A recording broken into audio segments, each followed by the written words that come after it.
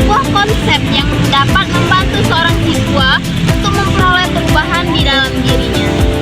Oke, yang selanjutnya kita masuk pada pembahasan tentang macam-macam teori belajar. Jadi, teori belajar itu terdapat 4 macam. Yang pertama yaitu teori behaviorisme, yang dimana teori behaviorisme ini adalah teori yang sangat menekankan pada perubahan pada setiap individu. Jadi belajar itu dianggap berhasil apabila seseorang memperoleh perubahan di dalam dirinya, yang dimana perubahan itu dapat diamati secara nyata.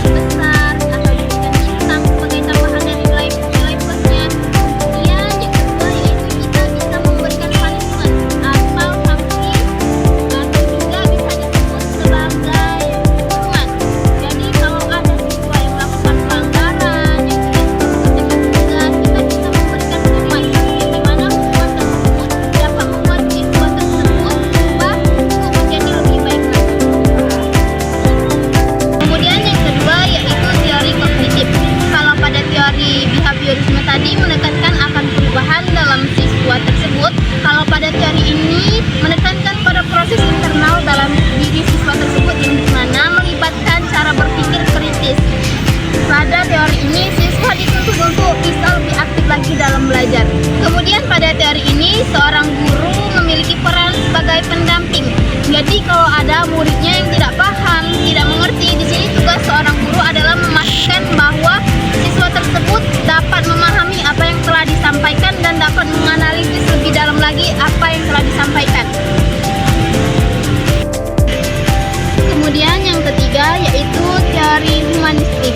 Pada teori ini dia lebih berfokus pada pengembangan diri seorang siswa.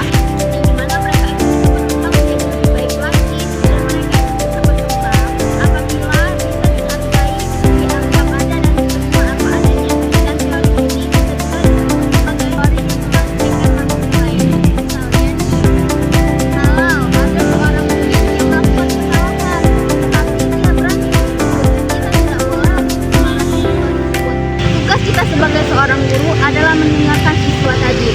Kita tidak boleh langsung ngejudge, mengata-ngatai murid tersebut dan langsung kepada siswa tersebut. Tapi tugas kita di sini adalah mendengarkan siswa tersebut. Karena hal yang paling penting pada teori ini adalah bagaimana seorang siswa tersebut bisa berani. Dia berani untuk berkata jujur. Tidak sembarang orang bisa berkata jujur setelah dia melakukan kesalahan. Yang perlu kita ingat bahwa tidak semua orang itu bisa berkata jujur setelah dia melakukan kesalahan. Jadi di sini terlihat bahwa dalam diri seorang siswa itu memiliki potensi untuk berkembang kalau dia dihargai. Coba kalau kita tidak mendengarkan siswa tersebut dan kita langsung memarahi siswa tersebut, mungkin siswa tersebut akan kehilangan kejujuran dalam dirinya karena dia takut dimarahi, dicaci, dimaki. Jadi poin penting dalam teori ini adalah bagaimana cara kita bisa memanusiakan manusia lain. Oke, yang terakhir yang keempat yaitu teori konstruktif. Jadi teori ini adalah teori yang beranggapan bahwa seseorang itu memperoleh pengetahuannya melalui pengalaman dan pemahamannya sendiri. Jadi di sini artinya kita itu bukan hanya memperoleh informasi dari guru saja, tetapi di sini kita berusaha untuk memahami dan menjelaskan arti dari sebuah makna yang telah kita pelajari. Misalnya, kalau nih guru kita menjelaskan suatu pelajaran yang dimana di pelajaran itu terdapat bahasa ilmiah, itu kita mungkin tidak tahu apa sih makna dari kata-kata ilmiah yang dijelaskan oleh guru kita tersebut. Nah, di sini kita berusaha untuk mencari tahu, kita berusaha untuk memahami apa sih makna dari kata, apa sih makna dari bahasa ilmiah yang dijelaskan oleh guru kita tadi. Oke kawan-kawan, sekarang kita sudah tahu apa itu teori belajar, macam-macam teori belajar. Jadi kita di sini yang nantinya akan menjadi seorang guru sangat penting untuk